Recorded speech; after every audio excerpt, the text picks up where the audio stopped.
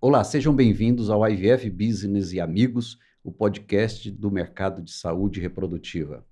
Podcast que tem o objetivo de trazer inovações, falar de mercado, falar de curiosidades, falar de carreiras. Nós estamos com o objetivo de trazer o máximo possível de situações novas, talvez com personagens que nós conhecemos, mas que têm histórias muito interessantes para contar.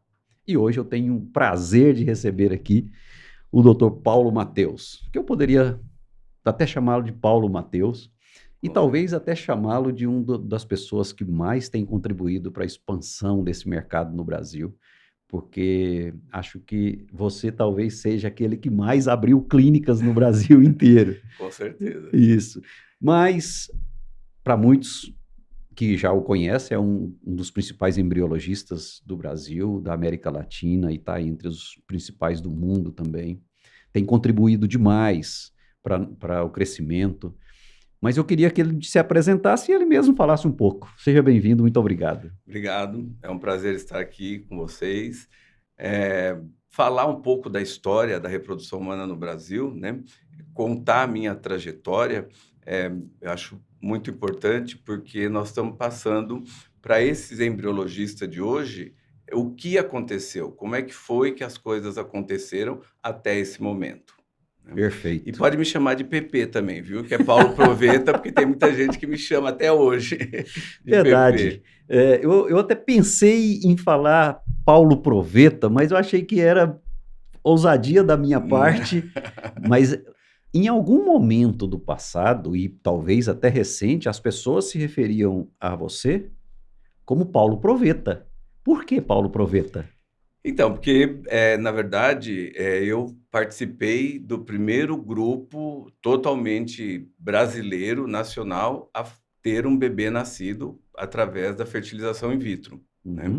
Isso na década de 80 que aconteceu isso. Então, todo mundo me conhecia como Paulo, e quem é o Paulo? Paulo Proveta, porque o nome era Proveta, né? Não era fertilização in vitro. Era o bebê de Proveta? Bebê de Proveta. Então, eu fiquei como Paulo Proveta, e até hoje muita gente ainda me chama disso, e é uma honra ser chamado assim, né? Doutor Paulo, é curioso, mas você foi o primeiro embriologista ou primeira pessoa, ou primeiro profissional a trabalhar nessa área ou não? Sim, foi. A reprodução humana, na minha vida, ela aconteceu, entendeu? Por uma circunstância. Na época, eu estava fazendo meu mestrado em imunologia na Santa Casa. Em quê? Imunologia. Imunologia. Você chegou na Santa Casa com quantos anos? Eu me formei... Sem querer revelar muito. Com 28 anos, eu 28 acho. anos, você chegou na Santa Casa para fazer imunologia. De 26 para 28 anos, mais ou menos. Não Pra sou fazer? muito bom de datas, não, mas foi por aí. Para fazer imunologia. Eu fui convidado, na época, pelo professor Mort Schoenberg, que era imunologista, para trabalhar no laboratório dele e eu fazer o meu mestrado. Né? E, pra você ter uma ideia, naquela época existiam 2 estufas de CO2. É a estufa que a gente usa para cultivar os embriões. Né? E hoje você vê laboratórios aí com 15, 20 estufas. Naquela época existiam 2 estufas aqui no Brasil. No Brasil inteiro? Não, em São Paulo, desculpa. Em São Paulo. Uma na Santa Casa e uma na Escola Paulista de Medicina, antigamente chamada de Escola Paulista de Medicina, né?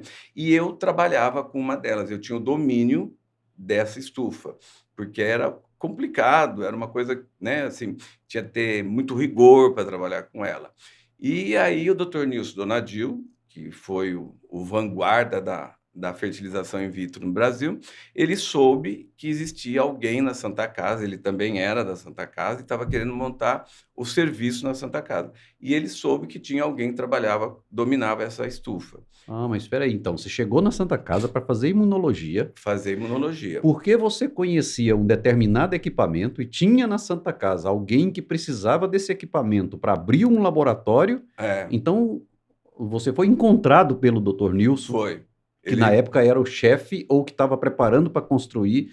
Não tinha nada. Não tinha nada? Não tinha nada. Dentro da Santa Casa? Não tinha nada. Tinha uma sala que havia sido cedido a ele dentro do centro cirúrgico, né? Uhum. E naquela época era por via laparoscópica, era, né, muito mais complicado. Existia a sala, né? E ele foi, eu me lembro do dia que ele entrou e perguntando quem é que trabalha com a estufa, quem é que trabalha Com aquela com específica. aquela específica.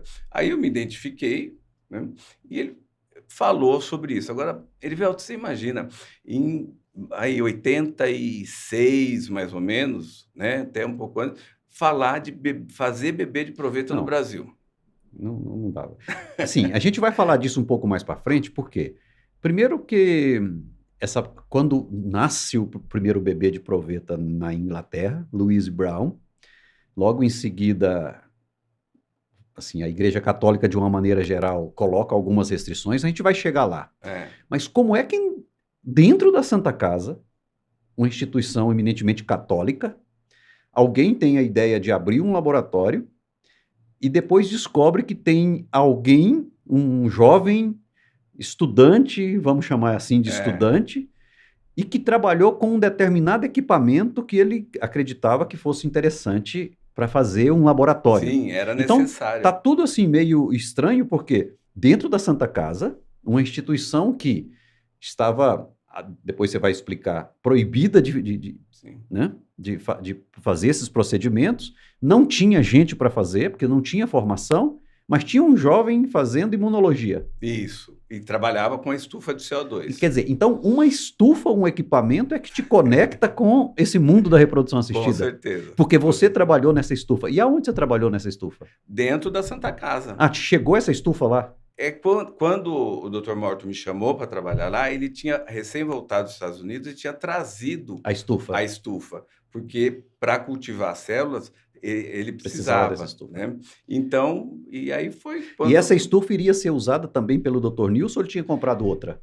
Não, ainda não tinha comprado. Ele estava atrás de alguém que Que entendesse. conhecesse, que entendesse da estufa, né? Certo. Para poder começar a montar a coisa, porque não tinha.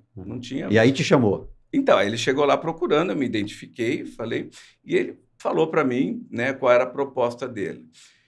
Eu fiquei assim meio perdido na história, mas eu falei, olha, ele queria que eu ficasse meio período com ele, né, para poder começar a montar o laboratório, porque tinha uma sala vazia, né? Ele E te explicou o que que era? falou que era bebê de proveta e não sei o quê, papapá. Eu falei, eu gostei da ideia. Eu acho que assim, ele era um visionário, sabe? E era uma pessoa que você tinha que viajar com ele, né? Assim, as ideias que ele tinha, ele era um revolucionário, enfim, foi uma pessoa e eu embarquei nisso daí com ele. Aí o meu orientador me liberou meio período, né, Uhum. para poder eu ficar com ele. E isso era mais ou menos novembro, porque em janeiro ele foi embora para a França. Ele era ligado à Universidade Francesa com René Friedman. Uhum. E ele foi para lá e ele via as coisas e mandava eu procurar aqui no Brasil, se Nesse existia. laboratório, ou que podia se chamar de laboratório naquele momento, tinha mais alguém ou era só você? Não, só eu. Tinha a Doris, que era uma médica, que tinha se formado, feito residência no Rio, e veio para São Paulo para poder fazer especialização em reprodução humana, né? Perfeito. Mas ela era clínica. Então, de laboratório era só eu, né? Aí ele viaja para a França, e naquela época as correspondências não eram assim como são hoje, não Por existia e-mail, e-mail, não WhatsApp, existia nada. tinha nada. Então, a forma mais rápida da gente se comunicar era através de cartão postal, porque não tinha censura, passava direto. Então, ele pegava um cartão postal da Torre Eiffel e atrás ele escrevia para mim: Paulo, veja se você consegue bicarbonato de sódio com esse grau de pureza. Entendeu? Ele já estava preparando assim, te preparando para consolidar o laboratório. Sim, montar o laboratório junto com ele. Assim, tudo bem que o postal eu compro em qualquer lugar, coloco e mando e aparentemente chega mais rápido. Mas esse também era um meio para não ficar explicando muito o que vocês estavam fazendo? Não, era o meio mais rápido Era o de meio se mais comunicar, rápido. Tá. né? Eu estou falando isso só para ficar bem claro, porque a partir do nascimento da Louise Brown, em 1978, havia uma série de restrições das entidades católicas de se investir e fazer alguns movimentos na direção de bebê de proveta. Sim, esse é um outro detalhe da história, né? Porque imagina, nós estávamos dentro de uma instituição religiosa, né? Certo? Que era totalmente contrária, né, à técnica, né? Mas que existia uma cúpula também visionária, com ideias, e que aí, assim, olha, vocês ficam, mas não conte para ninguém, tá? Porque se me perguntarem, eu digo que não. Entendi. Né? Então era uma coisa muito velada, assim, Você tem entendeu? ideia de quantos cartões postais você recebeu, doutor Nilson, com essas Olha, instruções? eu vou te dizer aí que foram para mais de 50. Você tem Foram para algum mais. deles? Eu tenho guardado, inclusive eu passei, tá com a filha dele, Doutora a Nilka doutora Nilka Donadil. Donadil, porque ela estava preparando para escrever um livro, né? Isso. E aí ela me pediu, e fotos, tudo que eu tinha, eu entreguei a ela, e está com ela esse material todo. Mas eu tinha tudo guardado isso daí, Poxa, né? que bacana. E aí ele me dizia, Paulo, falou, doutor, eu procurei em todo lugar, não tem, entendeu? Então, anota na sua lista para trazer. Aí o que eu achava aqui eu tenho. E como eu tinha a ideia de como funcionava a estufa, para mim, montar uma estufa, né, não foi difícil, tá? Porque eu precisava. Como assim montar? Porque nós compramos uma estufa normal, que dava 37 graus, E você precisava ajustar ela. e eu precisava que ela tivesse uma concentração de CO2. Ah, entendi. Então tinha que ser montado. Tinha que ser montado, entendeu? E aí a gente pegou um recipiente de vidro que era selado totalmente, e fizemos com silicone a entrada do gás, a saída do gás. Então, assim, ele falava que, em francês, isso era bricolage, Bricoleur. que é a coisa de fazer com a mão, né? Então, Assim, hoje é um hobby, né? A bricolagem, é, aportuguesando a coisa. exatamente, Ou exatamente. seja, fazer com a mão. Fazer com a Então você mão. fazia um bricolé. Eu fazia um bricolé para montar uma estufa, porque eu Tá. sabia como é que funcionava o gás, quanto que tinha que entrar, qual a porcentagem, tudo. E aí eu fui, né, bricolando, né? E aí até que a gente conseguiu, Então entendeu? você tem uma profissão originária na reprodução, que você é o primeiro bricolé da reprodução assistida. E aí, na época, tinha uma indústria, que até hoje é uma indústria que produz estufas, né? E eu fui para dentro da oficina com o pessoal, né? Porque sem essa estufa, praticamente era impossível de Não, fazer o não tem cultivo. como, não tem como, porque para poder manter o pH, né, que é a condição ideal para o desenvolvimento de um embrião, eu precisava da concentração de CO2. Entendi. Né? E aí ele foi trazendo o que eu conseguia por aqui, o que ele não foi trazendo, os sais, né? Então, isso eu digo assim para os embriologistas de hoje: vocês que estão acostumados a abrir vidrinho com meio de cultura, vocês não sabem o que é fazer um meio de cultura. Você fabricava o meio de cultura? Eu pesava os sais, né? Eu ia no laboratório de análise clínica central da Santa Casa, eu pesava os sais, eu pegava a água, eu destilava de 5 a 7 vezes a água, eu destilava, redestilava, para poder chegar no grau de pureza que eu precisava. E aí eu misturava os sais nas proporções e tinha que ter osmolaridade, né?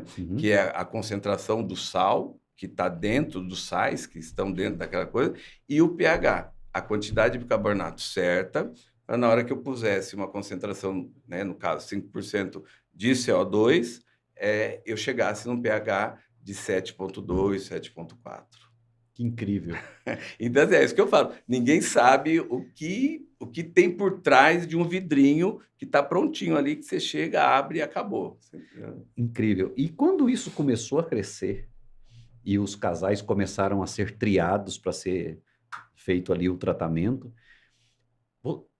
Você foi para algum laboratório aprender e estudar ou foi aprendido Não, ali, não, baseado foi nas ali. orientações do Dr. Nilson? Foi. Porque não tinha escola. Não tinha. Não tinha escola, você entendeu? Assim, é como eu falo hoje, quando me perguntam o que você é, eu sou embriologista. Mas naquela época não existia nem a palavra embriologista. Você era um bricolé? Eu era, sabe, eu era um biomédico, porque a minha formação, você é eu formado, sou tá certo. biomédico, entendeu? Então, o biomédico que trabalha no laboratório de reprodução humana, ou trabalha no bebê de proveta. Bebê de né? proveta. E essa coisa de embriologista, que a gente tem nova. hoje, tem tanto orgulho de ser um embriologista, não tinha. né? Então, eu aprendi ali. Eu tinha que, né, nas orientações, porque não tinha escola. E assim, o desenvolvimento dessa especialidade toda, da saúde reprodutiva, ela passa necessariamente por aquilo que foi desenvolvido nos centros acadêmicos, nas universidades. Sim. Você estava dentro de uma universidade. Não tinha clínicas particulares. Não tinha. Aconteciam dentro dos laboratórios, Isso. ali dentro daqueles que conseguiam criar laboratórios dentro das universidades. Era assim, as pacientes eram triadas porque elas tinham um fator de infertilidade, né? E uma trompa obstruída ou algum fator masculino, né? Que era baixo o número de espermatozoides. Então, esses casais eles eram selecionados para fazer parte desse projeto. Engraçado que é o seguinte, nós estamos falando, esse período aí, nós estamos falando ali do final da década de 70, início da década de 80. Não, de 80, 80, no meio da década de 80, 85, 86. Porque o primeiro bebê nasceu em 84. Isso. Então, eu quero trazer um pouquinho antes do nascimento desse bebê. Não tinha nascido nenhum no Brasil, no Brasil e tinha lá esses centros acadêmicos, vamos colocar assim, de estudos, que era onde o doutor estava. Isso. Só que no mundo inteiro, os responsáveis pelo primeiro bebê de proveta na Inglaterra já tinham sido demitidos. já tinha tido Todos. Uma caça às bruxas, né, vamos dizer assim. E vocês aqui no Brasil, lá no seu serviço, já estavam sob, vou usar a palavra advertência ou censura, eu não sei como é. Como era esse ambiente? Assim, a gente tinha uma permissão, tá? Para fazer aquilo, mas nós não podíamos divulgar na mídia, entendeu? Não podia ser divulgado na mídia, era uma coisa muito, muito discreta, muito velada, entendeu? E aí eu comecei, na verdade, 2 anos antes do nascimento do primeiro bebê de proveta divulgado nosso, né, em 84, Ana Paula Caldeira. Mas a gente já tinha tido um outro que um não sucesso foi... anterior. Mas vocês não divulgaram? Porque a igreja não permitia, a cúpula da Santa Casa não permitia, entendeu? Mas vocês já tinham feito? Sim, aí nós tínhamos a gente queria fazer um relato, um artigo, publicar um artigo, mas nem isso a gente podia. Sabe? Então ficou. E na época existia. Porque era um menino ou era menina? Eu tenho curiosidade. Menino. Foram os dois. 2 anos antes? Não, 2 anos antes de nascer o primeiro nosso, eu comecei a trabalhar nesse projeto. Tá. Então foram 2 anos de trabalho só organizando. E aí nasceu? Aí nasceu. E alguns meses depois nasceu o que foi publicado na época pelo Fantástico, pelos jornais, Ana Paula Caldeira. Isso. Assim, atribuído ao Dr. Milton Nakamura. Isso. E que foi em 1984. E quando então nasce, o Fantástico divulgou isso muito, a mídia de uma maneira geral divulgou. O Dr. Milton ficou muito famoso porque ele foi, por esses meios, pela mídia, o responsável pelo primeiro bebê de proveta do Brasil. Mas alguns meses antes vocês já tinham feito. É porque ele não estava ligado a nenhuma entidade. Como é que funcionava? Na verdade, ele foi demitido da PUC, porque ele insistiu... Mas ele não estava dentro da instituição. Ele fazia na clínica dele, particular. Pois é, mas mesmo fazendo na clínica dele particular, a PUC demitiu. Ele está no livro do Vicente Vilar Darga. né? Porque o que Continue. acontecia? Ele tinha uma parceria com os australianos, né? Isso. Então, os australianos... Explica isso para quem não...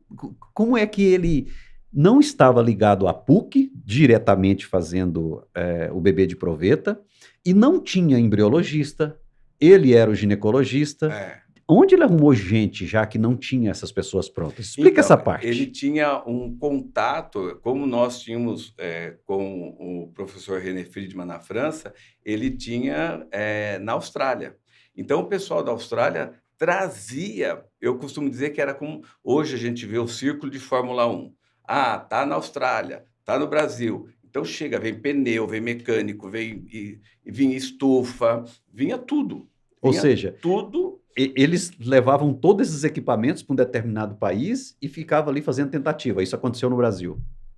Eu não sei te dizer se eles iam para outros países, mas para o Brasil, eles vinham para o Brasil. Entendeu? E vinha e se instalava na clínica dele, na clínica particular dele.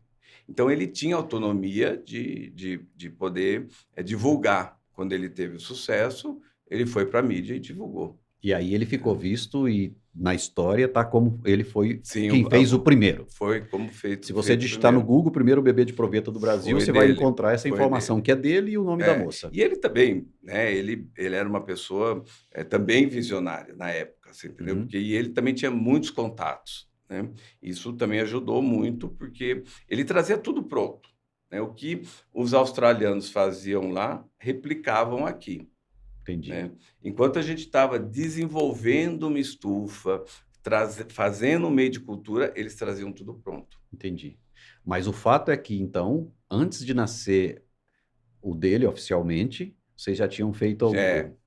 E tá tudo caladinho. E ninguém sabe quem é e nem quem foi. Mas tem uma história também que vocês fizeram um segundo, que alguns meses depois teria nascido um segundo bebê. Isso. E que essa história vazou porque o pai falou no cartório que era bebê de proveta. Isso é verdade? É verdade, é verdade. O pai ficou tão orgulhoso, né? Ele estava tão desesperado. Porque a mídia falava disso. Falava disso, né? Então, ele se sentiu o cara, né? Eu sou pai de um filho, né? De um bebê de proveta também, né? Aí ele vai no cartório registrar essa criança e pergunta lá para a escrevente, entendeu? Se ela já tinha registrado um bebê de proveta. Aí, imagina, os jornais doidos atrás dessas notícias. Aí isso foi um rastro, né? Saiu todo mundo atrás e aí foi quando saiu na mídia, né? Que tinha nascido aí na Santa Casa. Aí todo um problema com a entidade, né? Então, assim, foi uma época muito difícil. E como é que ficava você? Como é que você olhava isso tudo? Tipo assim, você vê, na época, vou tentar me colocar no seu lugar. Você fez o primeiro bebê de proveta, mas esse título estava sendo, pelo menos nos jornais, dado a um outro serviço. E você tinha que ficar calado, você não podia falar nada. Com certeza. Eu já li muito que o doutor Nilson, depois ele começou a falar, e enfim, esse é um outro capítulo. Mas eu quero ver a visão do doutor Paulo, do embriologista, ali olhando. Eu fiz, foram minhas mãos que fizeram. Eu não tinha noção, Erivelto. Não. Eu não tinha noção da grandeza e da proporção, né, o que ia se tornar isso para o mundo, para a medicina. Eu não tinha consciência do que estava acontecendo, na verdade. Sabe? É o que eu falo, se eu me documentei, tenho muita documentação, mas se eu soubesse da importância né, o que significava isso, eu teria me documentado muito mais, tirado muito mais foto, enfim. Mas só voltando um pouquinho lá no começo da minha história, ele me pediu para eu ficar 6 meses, ele ficou na França e coisa e tal. Quando ele voltou, ele chegou para mim e falou: Paulo, eu te quero período integral comigo. E você tinha que abandonar a imunologia? Ele falou, você tem... Só que eu já estava apaixonado pelo negócio. Embriologia. Entendeu? Pela embriologia. Que, aliás, não era nem... O nome não era esse. Não, era bebê de proveta. A gente se referia como bebê de proveta. Né? Aí eu já estava apaixonado. Aí você imagina, a pressão que eu também recebi da minha família. Eu tinha 6 meses de casado, né? Eu tinha uma família, não, né? Mas você queria construir uma família. Eu queria construir uma família, e aí, né? Pô, Paulo, você é louco, você vai largar bolsa. Eu tinha Você tinha bolsa, bolsa. eu E tinha bolsa. uma dúvida, quanto você ganhava no laboratório? Porque tem uma história que embriologista ganha muito dinheiro. Não, não. Na Se não precisar, verdade, se não puder falar, não precisa não, falar. não. Na verdade, quando eu não sabia. Proporcionalmente hoje. Eu não sabia, pra você ter uma ideia, assim, isso eu tenho esse número muito, muito claro na minha cabeça. Hum, Quando ele me fez a proposta, hum. eu ganhava 109. 109 alguma coisa. 109 o dinheiro da época. E eu Lá na vi imunologia? na imunologia, com a Tá, bolsa que eu tinha, com ok. tudo, eu ganhava 109, Hum. né? Só para servir de referência, você já tinha comprado um carro nessa época? Tinha, Com já dinheiro, tinha. com esse dinheiro que você estava Sim, ganhando? sim, Ah, com o então que você eu estava ganhava. ganhando bem. Continue. Não, mas era um Fusquinha na época, era um Fusquinha daqueles bem, né? Me lembro, Fusquinha azul. E aí eu queria ir, né? Eu queria ir, né? Mas e aí? O que eu faço, né? Eu já estava apaixonado pela especialidade, eu Uhum. queria, né, ficar junto, mas ao mesmo tempo eu precisava me garantir, porque eu ia largar tudo que eu tinha garantido, né? E aí ele chegou para mim e falou: Paulo, quanto você quer ganhar? Eu ganhava 109 e vivia com 90, né? Então tinha uma Uhum. laminha aí, Tinha. né? Tinha uma laminha. Aí eu cheguei para Mas ele. só uma pergunta. Lá no laboratório, você estava trabalhando sem ganhar nada? Você ganhava só os 109 e um Não, eu período. continuei, eu fui emprestado. Ah, tá. Eu estava O seu emprestado. trabalho do laboratório estava dentro dos 109. Dentro... Isso, eu Ok. ficava período da manhã no laboratório de imunologia, que precisava colher sangue, aquela coisa toda, e à tarde eu ia cuidar da reprodução humana. Tá bom, ok, Né? continue. E aí, 109, ele falou: quanto você quer ganhar? Eu não tinha, ele não tinha ideia do Se que era. fosse hoje, Aí eu virei, não, eu tenho um número. Eu falei: eu quero ganhar 600. Ele falou: eu pago. sério, Meu, Erivelto, você não tem noção. eu não tenho. Você imagina Porque um você ganhava exemplo. 109, conseguia poupar, tinha um Fusca azul, né, e É, estava feliz. tava E aí feliz. você pediu para. Isso foram 6 vezes. Então, imagina um exemplo, né? Ficou rico. Se eu ganhasse 10 mil, eu passei a ganhar 60 mil. De um mês para o outro. Aí troquei de carro, não era mais um Fusquinha, Agora é era o um Corcel Opala. Corcel 2, 2. o Corcel 2 branco, sabe? Aí, né? Ficou bom. Aí, enfim, e aí essa história, nós ficamos juntos, eu fiquei na Santa Casa com ele, mais ou menos quase 14 anos. Quase 14 anos. Rapaz, que coisa interessante, hein? E aí a gente foi acompanhando ultrassom, sabe? Uhum, Na época tinha a Lucy Kerr, que fazia ultrassom. uhum. Ela era uma pessoa assim, ela tinha um olho que a gente brincava, tinha olho de águia, sabe? Porque imagina uma máquina de ultrassom há 30 anos atrás. Hoje a gente vê ultrassom Uhum. mede aqui, mede ali, coisa e tal. Não, era tudo meio que no Tinha que olhômetro. treinar o olho ali. E ela que fazia todos os ultrassons das nossas pacientes que iam para... Quando você saiu da Santa Casa, você já tinha filhos. Já tinha. Porque, então, assim, você ficou na Santa Casa esse período, depois veio o segundo bebê, vieram outros Sim, possivelmente, sim. enfim, aí o resto é história. Mas chega um ponto que você estava muito bem, financeiramente muito bem, você tinha já constituído família, tinha filhos e tal, mas aí começa, nos nossos estudos aqui, uma onda de expansão. Ou seja, no mundo inteiro já tinha se percebido que não era dentro da academia, ou seja, nas universidades, que esse mercado aconteceria. Não, Os não. médicos começaram, então, a sair das suas clínicas, sair do mundo acadêmico da instituição e abrir as suas clínicas. Suas próprias clínicas. Quando ele faz esse movimento para o mercado, nitidamente fica claro, não tem embriologista, aliás, o nome não era esse ainda. Não era. E quem fazia isso era o próprio médico. Houve um tempo... Ou a esposa do médico. Ou a esposa do médico. É incrível como as esposas, né? Eu conheço embriologista de primeira linha que fez comunicação, tinha feito faculdade de comunicação. E aí foi treinar E foi aprender, e foi treinada, e foi fazer, assim, entendeu? É sério? Então, assim, essa coisa, as esposas, normalmente, elas acompanhavam, porque, assim, também existia um segredo. Ah, você tinha que proteger o Você segredo no não laboratório. falava, você não fala, você não podia chegar e falar, pô, né, como é que faz? Né? Como é que, hoje, né, tem cursos, tem consultoria, tem tudo. Né? Aham. Mas na época existia o segredo valia muito. Porque você aprendeu a fazer os meios. Eles não Sim, existiam. não tinha know-how. Você aprendeu a construir, a bricolar, né? É, A construir as estufas. Você isso. sabia, você fez um laboratório do zero. Você não recebia proposta de sociedade para abrir clínica? Não, na época não, porque as pessoas, assim, ainda, sabe, as pessoas, assim, quando começaram a ter outras clínicas, né, eu até recebi, mas eu era muito vinculado ao Dr. Nisso, eu era Entendi. muito grato a ele, a tudo que ele me ensinou, sou grato até hoje, né, porque, assim, eu era muito vinculado a ele. Então, assim, as pessoas nem chegavam muito perto, sabe? Porque a gente mantinha uma certa distância de todo mundo, porque a gente não queria ensinar, porque isso era know-how, era custo, né? Era conhecimento, Perfeito. era E é conhecimento. engraçado que num tempo em que o conhecimento valia muito, num tempo em que a palavra, né, a gratidão era muito importante, não que hoje não seja, hoje, aliás, hoje é muito mais importante.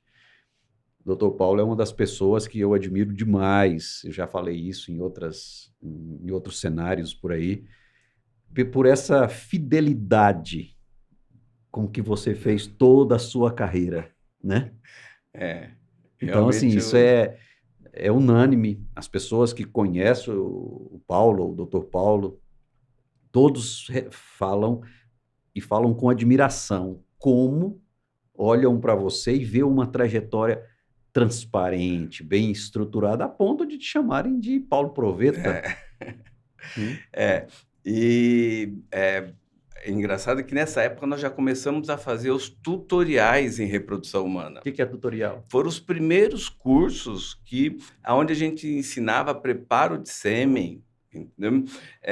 Dr. Nilson trouxe uma câmarazinha, eu tive há 2 meses em Florianópolis e tive com o doutor de lá que tem uma coisa e ele relembrou que ele fez curso De tutorial. de tutorial e tinha uma câmarazinha para selecionar espermatozoide que nós demos o nome de João D e TA.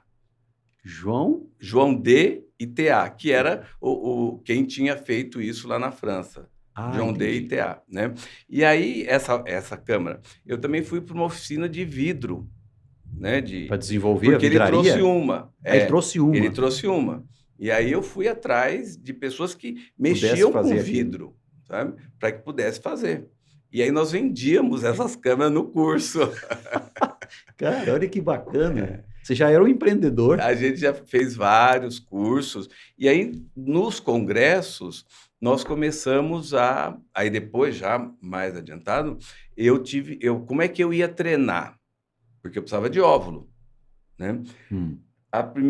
O primeiro animal que a gente tentou pegar óvulo foram os coelhos, as coelhas, porque elas ovulam muito, coisa e tal. Mas na hora de sacrificar o bichinho, era uma dó que a gente não sabia, sabe? Você se apegava ao bichinho, né? Aí, e era muito grande. Aí nós tivemos que criar um biotério, né? Para poder, isso já foi na clínica dele, particular. No fundo da clínica, nós fizemos um biotério. E aí nós começamos a trabalhar com uma linhagem de camundongos, o Perfeito. Black C57, né? E desenvolveu exclusivamente para isso. Que era o que era mais fácil. Eu cheguei a ter nesse biotério uma média de 400 animais. E aí depois desse foi para o hamster, que o hamster era melhor, porque já era maior, mais fácil de lidar. Eu cheguei a ter 900 hamster dentro de um biotério.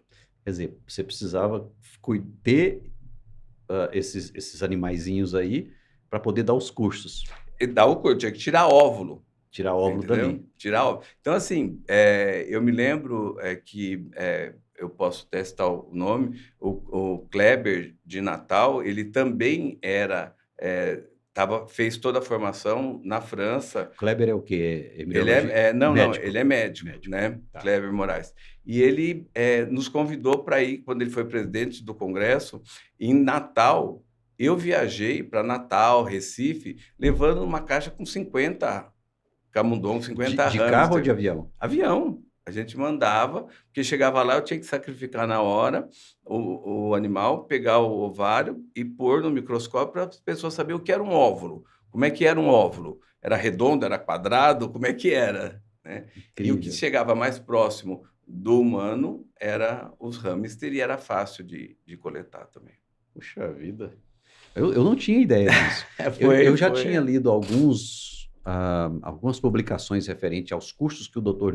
Nilson fazia e que ele levava, assim, esses animaizinhos aí para explicar como era e tudo. Mas agora você detalhando, então, esse biotério funcionou na clínica dele aqui, na clínica dele, no Pacaembu. no Pacaembu, que inclusive está lá até hoje. Até hoje existe até a casa. Isso, eu já estive lá. E eu acho uma construção maravilhosa, um negócio super bonito. Ela é para baixo, né? É uma construção de 3 andares para baixo e não para cima, né? Exatamente. E ali no Morro do Pacaembu mesmo, né? Exatamente. E tinha todo um requinte, porque tinha que ter tantas horas de luz, tantas horas de escuro para ela poder ovular. Pense, viu, Erivelto? Olha, é paixão, é muita paixão. Mas você também estava bem remunerado. Sim, aí... Você já tinha uma equipe? Você trouxe alguém? Não. Você ainda estava sozinho? Durante o tempo todo...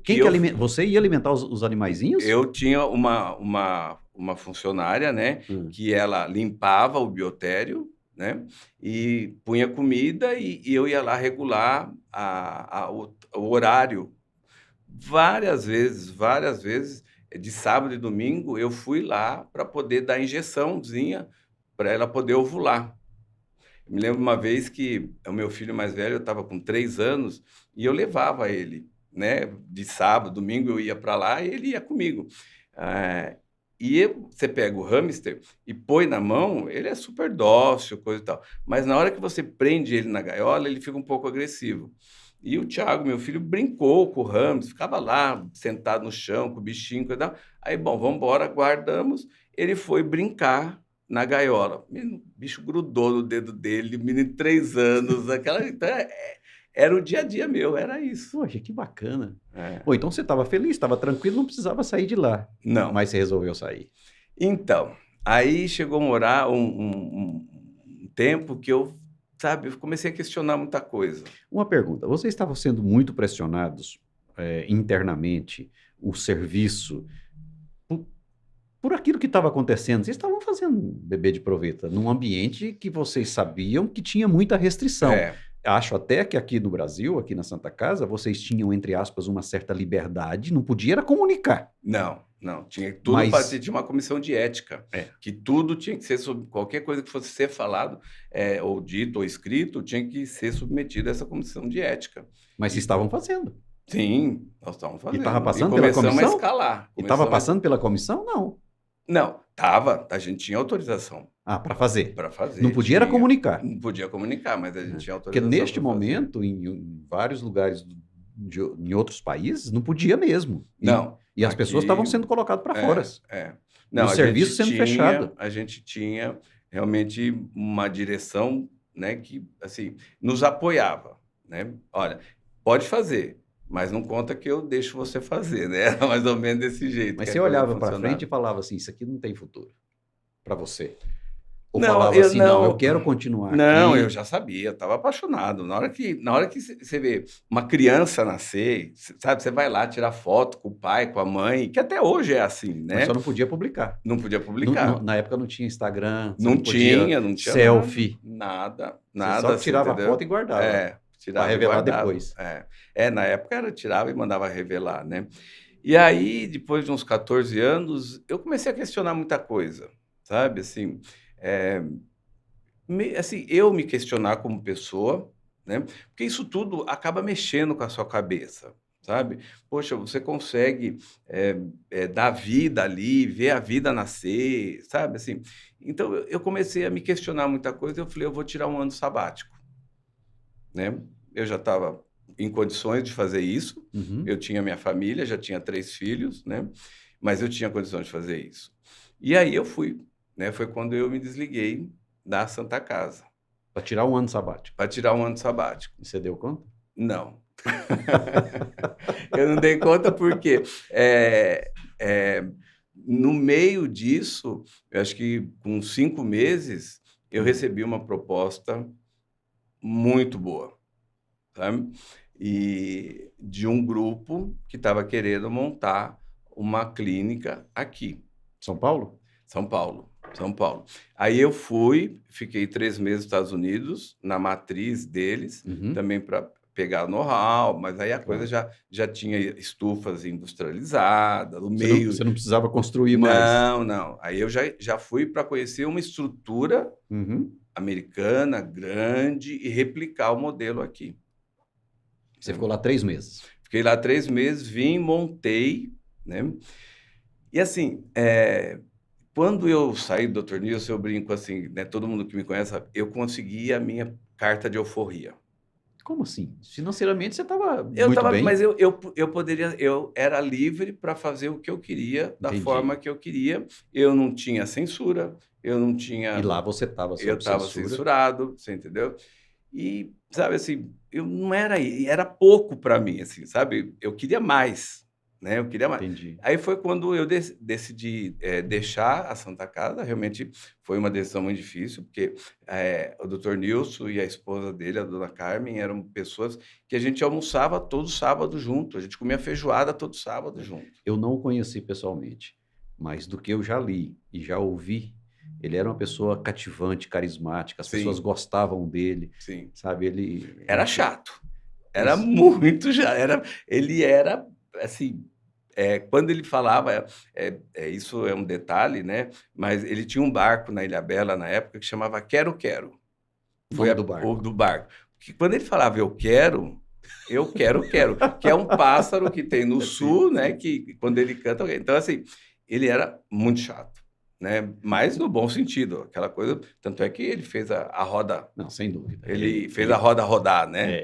Ele deu uma contribuição incrível para esse mercado como um todo. Não, sim. Minha opinião pessoal, em alguns momentos, chego até a dizer que ele merecia um pouco mais Palco, de de palco, de palco. reconhecimento. É, Eu já disse isso em outros momentos, já falei isso até para a doutora Nilka, e sempre que eu posso, eu gosto de trazer histórias que passem por ele, porque ele tem uma história que assim, inspirou muita gente, construiu muita gente. ele era um cientista, na verdade, né? Assim, ele como falam, ele era além do tempo, sabe? E eu aprendi a ser além do tempo com ele, É mesmo. entendeu? Assim, acho que essa coisa aí eu peguei dele, É, sabe? já me disseram que, acho que mais, não com esse universo hoje, mas num determinado momento aí, alguns anos antes, você já teria aberto mais da metade das clínicas do Brasil, passaram pela sua mão. Foi. É verdade. Então, aí eu tive essa proposta muito boa.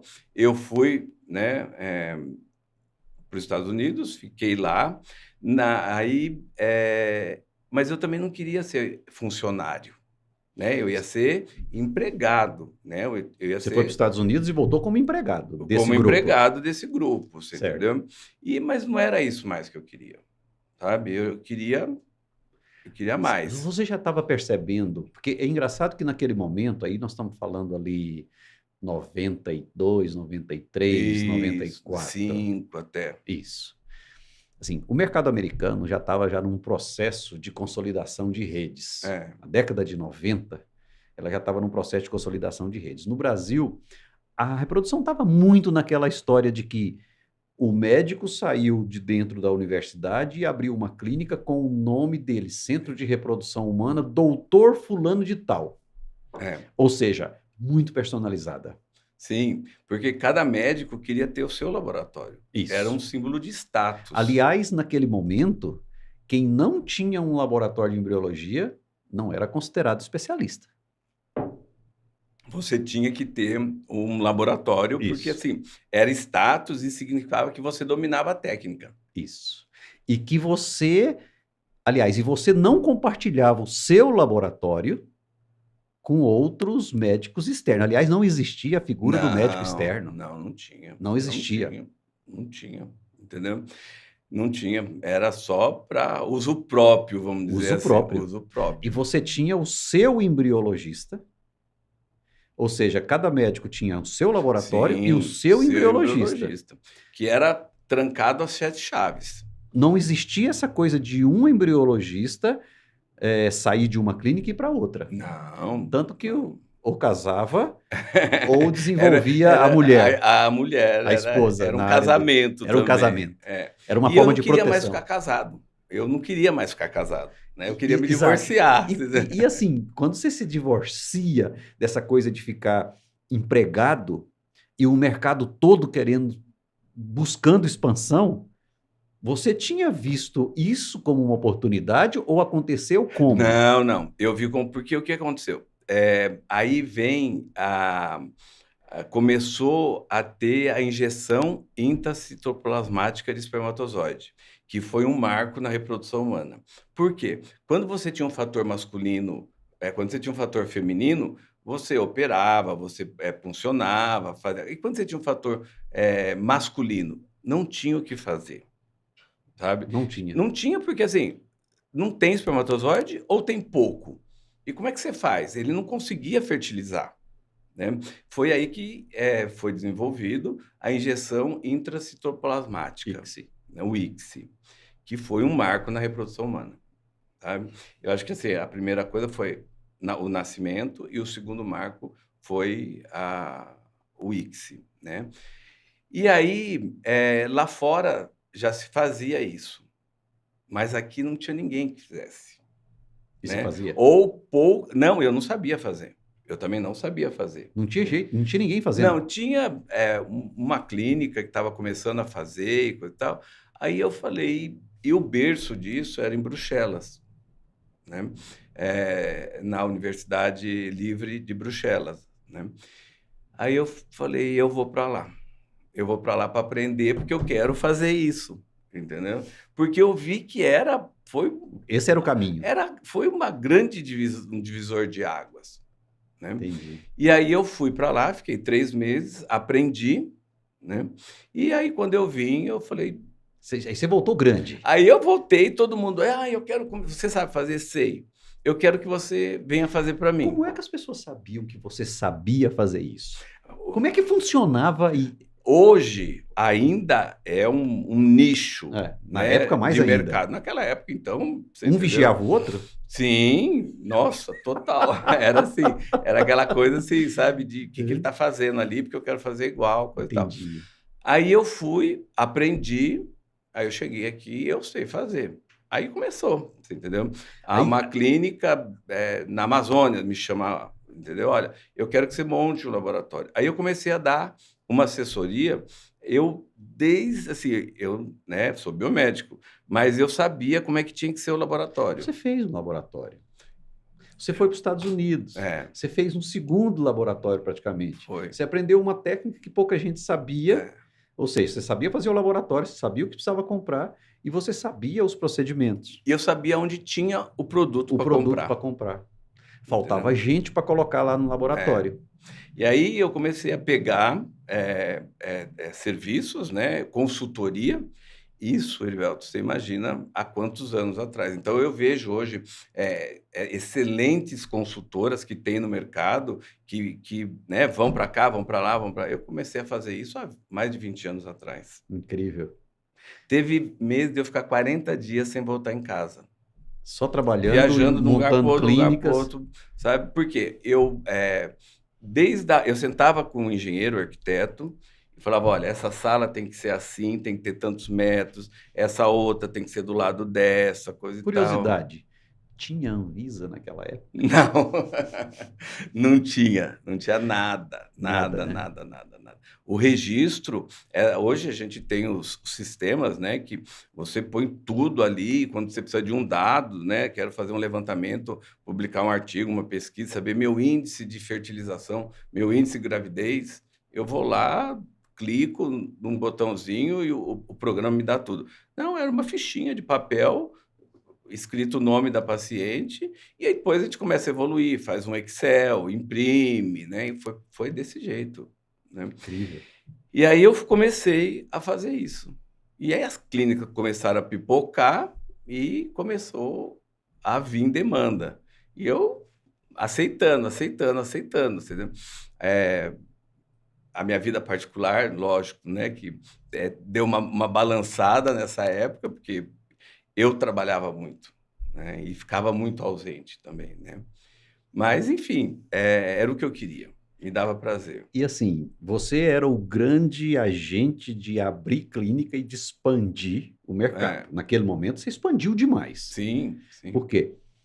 O eixo São Paulo era o núcleo de crescimento desse mercado. Tudo acontecia aqui.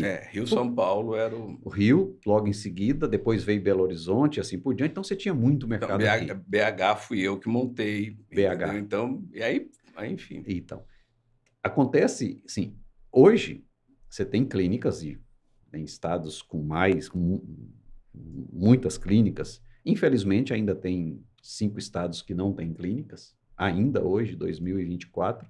Mas imagine naquela época, as grandes capitais, que precisava ter uma clínica, médicos tentando ali abrir a sua clínica, mas não tinha alguém com o seu perfil, tinha que falar contigo. É, Eu imagino quanto sua agenda estava disputada, hein?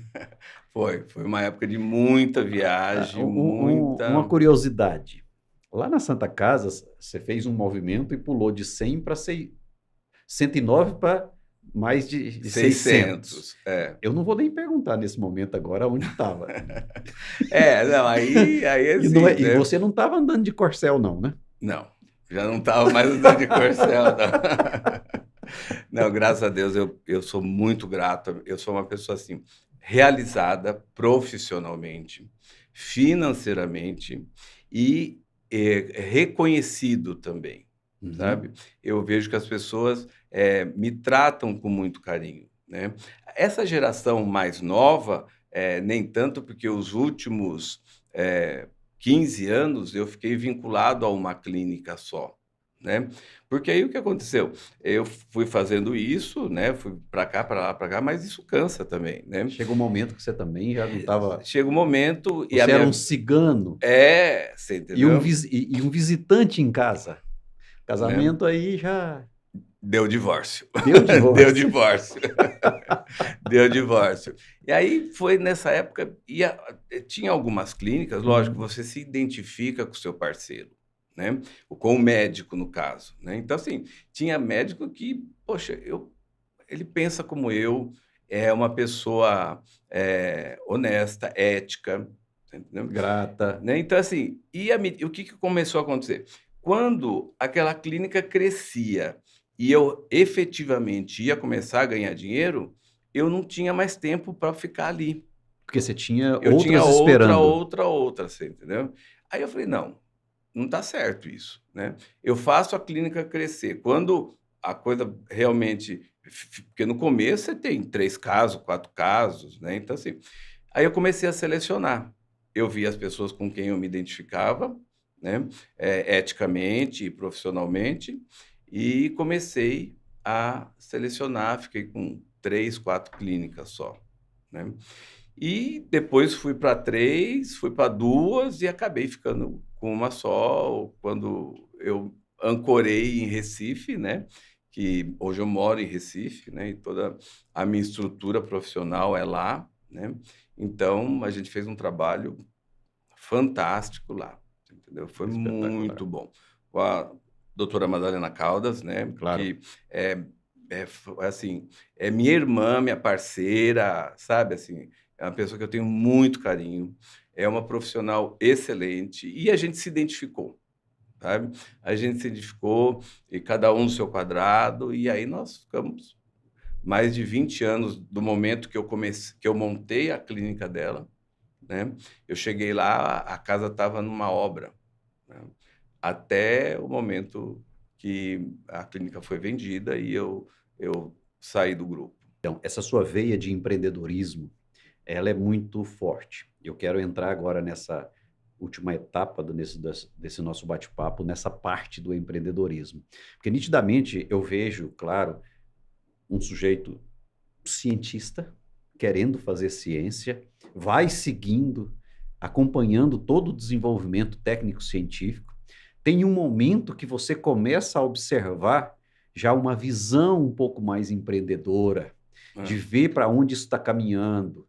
Você sai para ver o mercado internacional, né? Você vai para os Estados Unidos, Não, aí depois eu você vai fiz para a várias Europa, viagens, aí fui para a Europa, você aí eu começa a frequentar comecei os a... grandes eventos, você Sim, começa a sim. ver isso tudo e fala, peraí, tem um mercado para expandir aqui. E você surfa essa onda, faz isso brilhantemente, depois cansa, natural, os ciclos vão se fechando e abrem-se É, novos, e resolve se fixar. E fica ali por mais 2 décadas, mas só que, paralelo a isso, você abre um novo ciclo de empreendedorismo. E é sobre esse ciclo que a gente vai falar agora. Falando em empreendedorismo, doutor Paulo, você sempre foi uma pessoa além do seu tempo. E eu quero agora, nessa parte do nosso bate-papo, entrar falando sobre a sua visão empreendedora. Antes, eu quero deixar um recado aqui para você. A Amigotech é uma plataforma que ajuda a clínica, da agenda até todo o processo de gestão dentro da clínica. Aqui na descrição do vídeo está marcado, por gentileza, conheça. Possivelmente a Amigotech vai te ajudar na efetividade da sua clínica. Aproveito também para agradecer o apoio da Spectrum, que é uma empresa especializada em equipamentos, insumos para a área de reprodução assistida. Inclusive, eles trabalham com reprodução animal, também está marcado aqui no vídeo.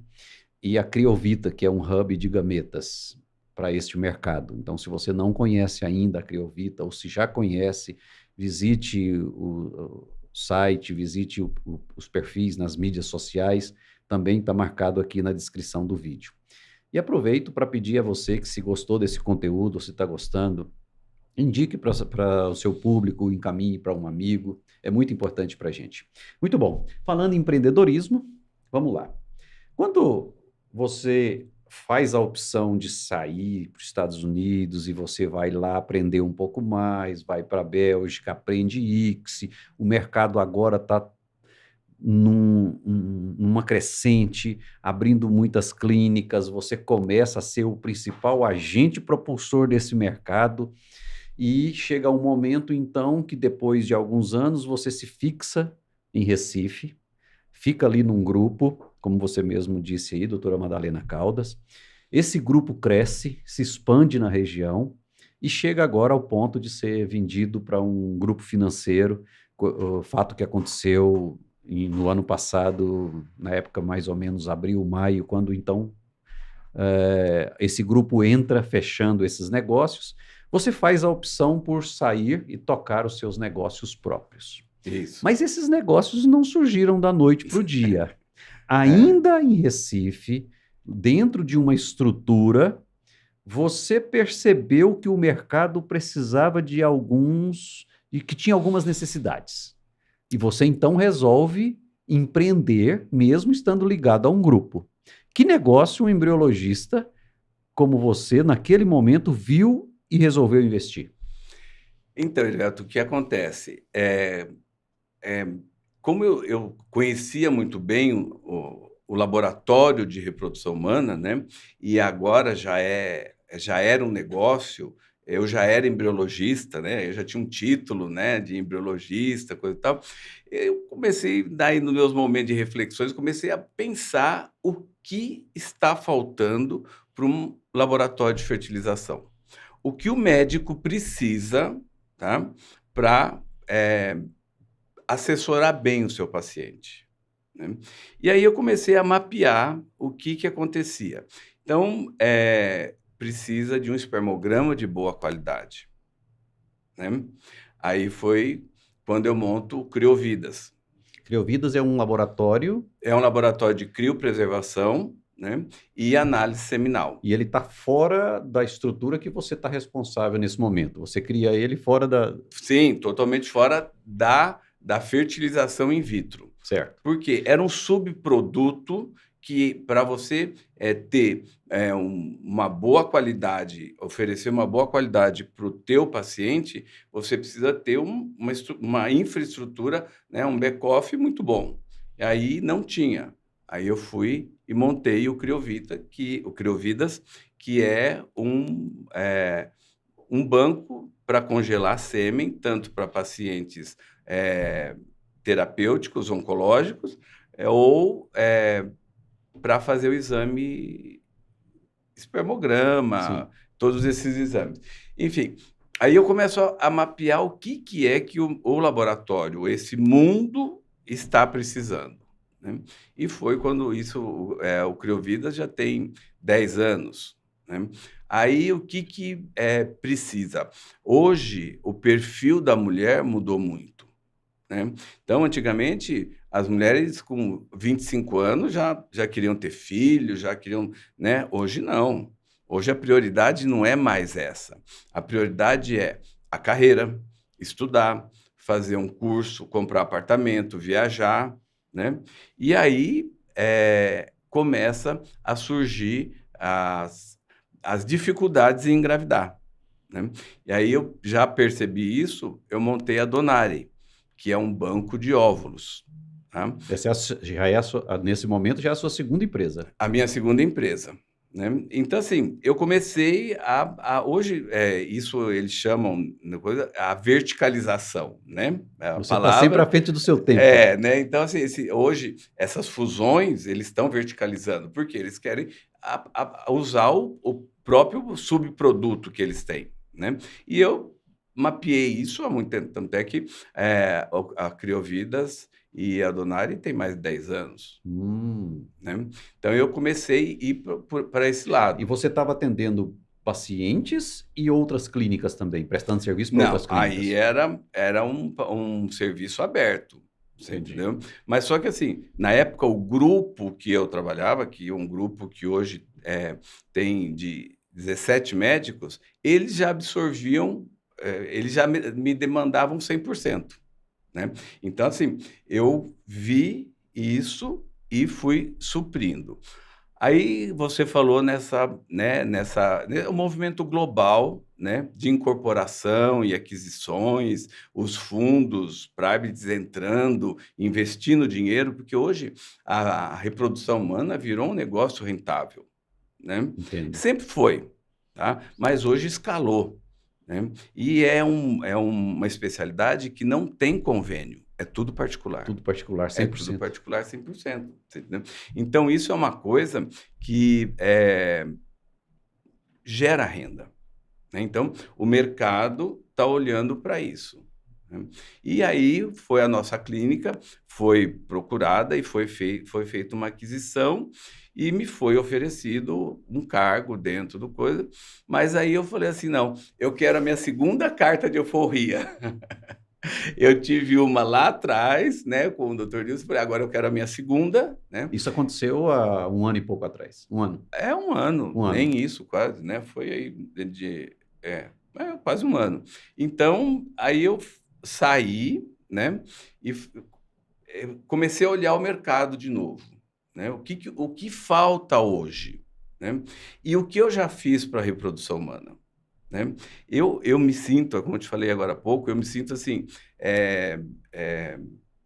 completo no sentido profissional, de reconhecimento financeiro. Eu acho que a fertilização in vitro me deu tudo isso e eu dei muito para a fertilização, né? Você retribuiu Eu na mesma retribuí proporção. isso, eu acho que, sabe assim, muitos dos grandes, né, eu que comecei, fomentei, ensinei, né?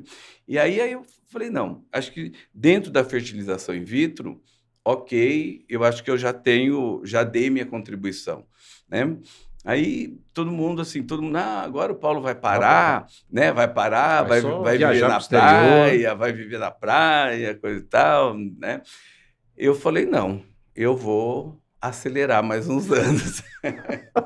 Eu vou No acelerar momento de mais uns anos. aproveitar a praia, porque você adora Eu gosto, Recife, eu gosto. sei que você tem um cantinho especial lá, um É, pé na areia, é. que você Não. gosta, É o meu o refúgio seu lá, é meu refúgio. refúgio. Mas aí, é assim, não é do meu perfil de pessoa, né? Eu pensei, falei, bom, O pijama eu, pode eu esperar. vou diminuir meu ritmo, mas será que eu vou estar feliz nessa forma, nesse modelo, você entendeu? Eu falei, não, eu tenho energia ainda para acelerar um pouco mais, né? E aí, qual é a necessidade hoje, Hum, eh, do mercado? hum, É gametas, óvulos e espermatozoide. isso é fato. Hoje existe uma demanda alta para óvulos, principalmente. Tudo bem, é mais complexo. E sêmen da mesma É. maneira. Não, e outra, hoje, com essa novos formatos de famílias e modelos de famílias, existe, né, a comunidade GLB, GLBTQ, que ia PNIA+. mais aí, é uma coisa que, sabe, eu estou olhando para essa comunidade. Por quê? Porque hoje existem os casais homoafetivos femininos que eles precisam de sêmen, Uhum, né? fato, E existe os casais também homoafetivos masculinos que precisam de óvulos, né? sem dúvida. Fora essas mulheres que resolvem ter filhos com 38 anos e aí a reserva dela já está baixa, né? Então, assim, hoje mudou muito o cenário. Antigamente, quem procurava uma clínica de reprodução humana era aquele casalzinho bonitinho que casou de véu e grinalda, dali 2 anos, quer ter um filho, quer ter dois. Hoje não. Hoje essa pluralidade de gêneros e de família, eles estão no mercado e eles precisam disso, né, para se reproduzir. E eles querem. Só para ter uma ideia, de cada 10 casais que precisam de reprodução, as técnicas de reprodução assistida, 3 precisam de óvulos, um precisa de sêmen e um precisa de óvulos e de sêmen. Então, ou seja, de cada 10, pelo menos 50% vão demandar de maneira isolada um tipo de gameta ou os dois Isso. juntos. É. Então, essa é uma demanda muito, muito importante. E você visualizou isso. Eu visualizei isso e também o congelamento social, né? Essa mulher que Explica o que é congelamento Então, social. essa mulher que hoje ela tem 30 anos e não é o momento dela de ter filhos, ela ainda tem projetos, ela não achou o companheiro certo, não é o momento. Só que ela quer ter filhos, mas não naquele momento. Então, o que ela tem que fazer? Congelar os seus óvulos, entendeu? Perfeito. Congelar para fins sociais. Congelar, porque aí ela tem a liberdade de gestar quando ela quiser, Perfeito. né? Eu acho que quando o advento da pílula anticoncepcional foi uma revolução para a mulher, né? Porque ela pôde se proteger de uma gravidez não desejada. E agora a gente está vivendo um outro momento muito importante, porque ela está podendo programar o momento da maternidade, Perfeito. né? Então, o mercado precisa que esses óvulos sejam congelados, que a gente chama de congelamento social, Perfeito. né? Então, o Criovidas, ele é um banco tanto terapêutico, social, né? E eu estou trabalhando nisso. Então, assim, hoje, se você perguntar, você quer da bancada eu já saí há muito tempo, né? Você é um gestor, Eu tô na gestão, CEO né? Não, ou ainda nem presidente do tanto. grupo. Nem tanto ainda, mas assim, eu saí da bancada, né? Já tem algum tempo e eu tô só na gestão, tô vendo, né? E hoje eu tô investindo toda a minha energia como você falou agora há pouco, aí, num hub de gametas. Você entendeu? Eu estou indo para o mercado oferecer sêmen e óvulo, e congelamento terapêutico e congelamento social. Eu acho que, assim, se você me perguntar qual é o futuro da reprodução humana, é isso. Entendo. Faz todo sentido o que você está colocando.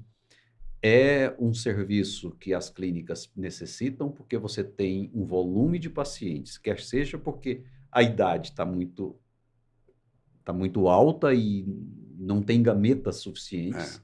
Por outro lado, outro dia a gente estava analisando uns estudos que mostram, pesquisa inclusive de mercado, que aumenta a quantidade de homens que congelam sêmen para uso futuro, futuro. porque a qualidade do sêmen está em queda, então congela-se o sêmen para utilizar de maneira futura.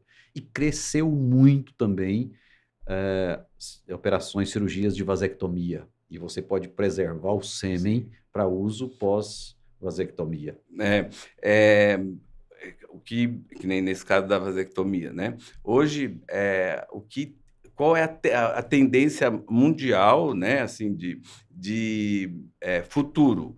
É você preservar os seus gametas, tanto os óvulos quanto o espermatozoide.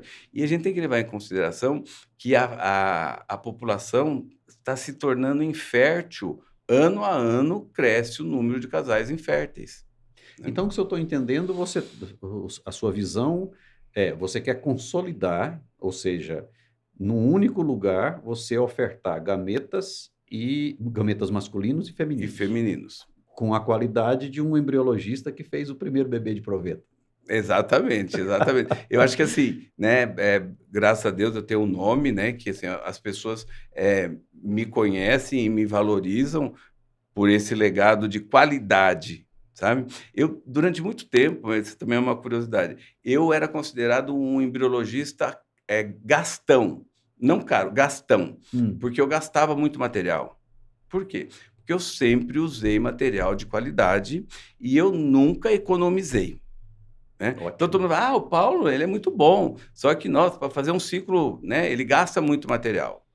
Por quê? Porque é aí que você tem a qualidade. Não Entendi, adianta eu querer dividir um frasco de meio que é para 10 pacientes ou querer fazer 20. entendi. Você Ou entendeu? seja, qualidade, as proporções adequadas, os Exatamente. guides internacionais validados, que hoje a Anvisa está muito em cima de É, tudo isso, quer dizer, a qualidade no laboratório. Isso aproxima os pacientes do desejo que eles querem, do planejamento que eles fizeram para si na linha do tempo. com certeza. E eles querem garantir, né? É, Não, eu vou preservar minha fertilidade, mas eu sei que daqui 10 anos, se eu for precisar, ela realmente está preservada, porque é né? incrível, né, que você vai deixar algo congelado para utilizar daqui 10 anos, e daqui 10 anos está tudo bem. Tá tudo bem, Mas tá se tudo não bem. foi corretamente, adequadamente realizado, A técnica, é isso que eu falo, assim, as técnicas, às vezes você olha uma técnica, ela é fácil de executar, mas o requinte que você tem que ter, a mão, olha, eu assim, já recebi um número que eu não sei te dizer quanto, de estagiários. 10% das pessoas que procuram a especialidade se tornam um bom embriologista. é mesmo. Eu falo que é assim, 10%. 10%, sabe? Então, assim, hoje, em embriologia, nós temos várias escolas de formação muito boas, entendeu? E, assim, eu converso com o pessoal, realmente, eles vão, fazem o curso, coisa e tal, mas ter mão, ter feeling para ter resultado é 10%. E como que você está vendo esse novo momento do mercado? Nós temos boas escolas de formação, que você não teve do ponto de vista Não, de não, ter uma não. escola pronta. Hoje, praticamente todas escolas aprovadas dentro de uma instituição ligada ao MEC, bons cursos hands-on. Mas hoje não é só bancada mais, né, doutor? Quer Não. dizer, é prioritário, sem bancada é impossível, Sim, sim, sim. mas a habilidade não é mais só bancada. Não. É isso que hoje, a Anvisa, né? É, Ainda bem que nós temos a Anvisa para regular a qualidade, você entendeu?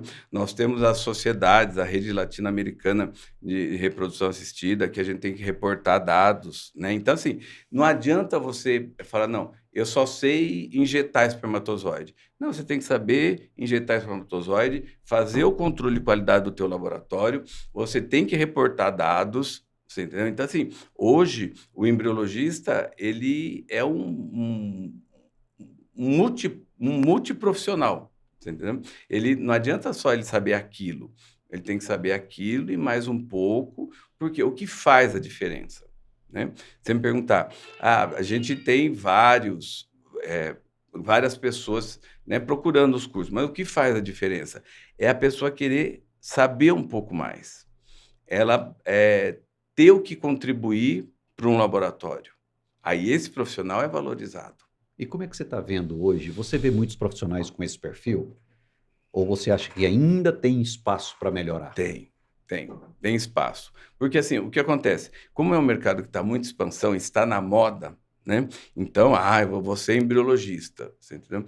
Mas assim, é isso que eu falo, você tem que ter o perfil, você tem que ter uma visão mais holística, vamos dizer assim, da reprodução humana. Você não pode ficar focado só na injeção de espermatozoide, ou no preparo de espermatozoide, ou do óvulo, sabe? Você tem que olhar isso tudo, desde receber esse casal, acolher esse casal, que Hoje o vai... embriologista fala com o paciente. Na sua época, quando você começou, não falava. Não, não, a gente ficava trancado, escondido lá, e Parecia era um tudo médico. astronauta. Não, e era o Um médico, né? astronauta.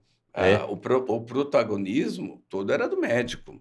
Hoje isso está dividido? Você acha que Tá, está? tá começando, sabe assim, porque a geração dos novos médicos que estão vindo, eles já vêm com essa Você ideia. acha que eles veem o embriologista de maneira diferente hoje, essa nova geração de médicos? Sim, sim, ele já vê a importância e está tirando o embriologista de dentro do laboratório e pondo ele na frente do paciente. Isso é uma necessidade porque o paciente demanda ou é uma insegurança do médico? Não, não. Eu acho que o paciente demanda. O paciente demanda. Ele demanda. Porque o que acontece? Eu digo que um tratamento de fertilização in vitro tem duas etapas. A etapa clínica, que o médico conduz, e a etapa de laboratório. Então, o que acontece? O médico ele acompanha essa paciente durante uns 14, 15 dias, até ele entregar esses óvulos e o sêmen no laboratório para fazer a fertilização. Aí, esse material fica durante uns 7 dias. Existe um hiato aí, que o paciente ele fica perdido. E agora? O que está acontecendo? Será que eu tive embrião? Será que fertilizou? Será que não tem? Aí, o embriologista tem que sair de dentro do laboratório, tá? E dar a cara. Olha, hoje teu material está assim, assim, assim, porque ele também é responsável pelo resultado daquele tratamento. Entendi. Então, assim, está sendo dado o protagonismo que ele tem que ter e a responsabilidade que ele tem que ter. Uma provocação. No seu tempo, quando você começa e expande, e até bem pouco tempo atrás, o laboratório é 100% fechado. Sim. Não tem conversa com médicos externos. Você é embriologista de um médico só ou de uma clínica só. Hoje, eu ousaria dizer que 100% dos laboratórios são abertos. O impacto no embriologista é muito forte, porque ele deixa de atender um perfil de paciente que é daquela clínica, daqueles médicos, para atender para 10, 15, 20 médicos. Exatamente. Quer dizer, a habilidade de comunicação, de falar para dentro do seu time, da sua clínica e para fora, é fundamental. Com certeza. Eu não vejo cursos de comunicação na programação dos cursos de Não, formação de embriologia. no grupo que eu trabalhava, a gente fez alguns cursos de linguagem não agressiva, tá? Porque é uma coisa você chegar para um paciente, para um casal, e falar, olha, você não teve embrião, tá? Ok. Existe N maneiras de eu falar isso, você entendeu? Vem cá, eu vou te explicar o que aconteceu, né, no começo, contar a historinha, acolher isso, você entendeu? Isso eu não vejo. Eu acho que seria muito importante as escolas pensarem nisso, né? Colocar também essa disciplina de comunicação. Como nós, embriologistas, que estamos saindo do laboratório, estamos indo além do lab, né? E estamos indo, né? Chegando junto ao paciente, como é que a gente vai fazer isso? Porque é fato, o paciente mudou tanto e ele tem um nível de carência combinada com ansiedade absurdamente alta. E quando ele começa a se relacionar com a clínica ali no início da jornada, em algum momento ele vai passar pelo embriologista, e no embriologista, na fase da jornada em que o paciente encontra com o embriologista, ele vai ter uma definição. Ou ele tem embrião, ou ele não tem. Se ele passa dessa fase, e depois ele vem a talvez última, engravidou ou não. A figura do embriologista traz uma certa segurança para esse paciente, traz uma certa transparência, que uma coisa é o médico simplesmente não, talvez a palavra adequada não seja essa. Uma coisa é o médico fazer todo esse processo e ter que explicar os processos lá do laboratório para o paciente aqui. E tá tudo bem. E eu conheço muita gente que faz bem que feito. faz muito bem feito e fortalece a conexão paciente e médico-paciente. Mas quando você coloca um terceiro agente ali, que é médico, paciente e embriologista, parece que isso amplia. Você vai além daquela relação e você começa a fortalecer a conexão e a intimidade desse paciente, médico, com o laboratório, para que no final, caso o paciente não engravide, ele tenha certeza que fez o que precisava ser feito com a pessoa certa, com o médico certo, na clínica certa e com o embriologista certo. Isso faz uma diferença grande. Você acha que no futuro, ou ainda hoje, mas principalmente no futuro, o paciente vai escolher a clínica pelo embriologista também? Com certeza, com certeza. O embriologista, isso eu digo para os embriologistas, entendeu? Vocês fazem a grande diferença num processo, tá? Você está com o óvulo na mão, você está com o espermatozoide na mão, e aí você pode, é que eu costumo ligar, pegar esse limão e fazer uma limonada.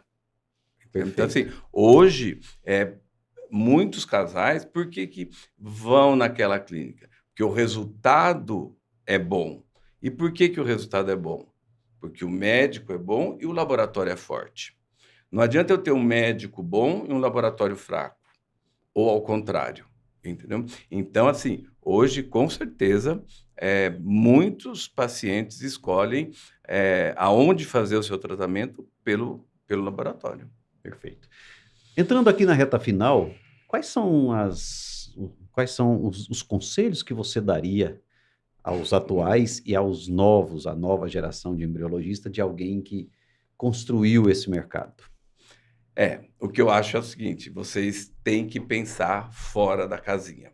Vocês têm que fazer a diferença.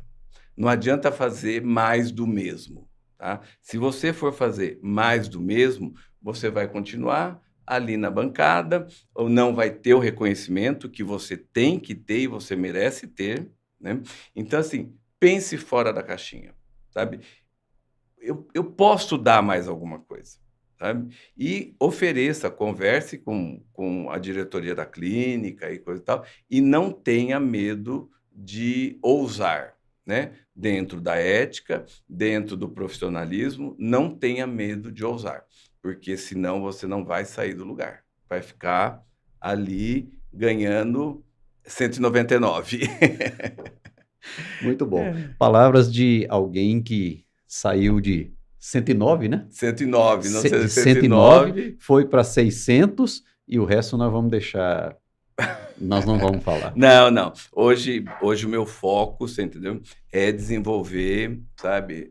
Eu tenho, né, o Criovidas, o Criovita, a Donari, você entendeu? Tudo trabalhando no sentido. Hoje, você me perguntar, qual é o teu foco? É como que você quer encerrar a tua carreira. Eu quero encerrar minha carreira deixando um hub de gametas funcionando com qualidade e com expertise. Esse é o meu objetivo hoje. Muito bom.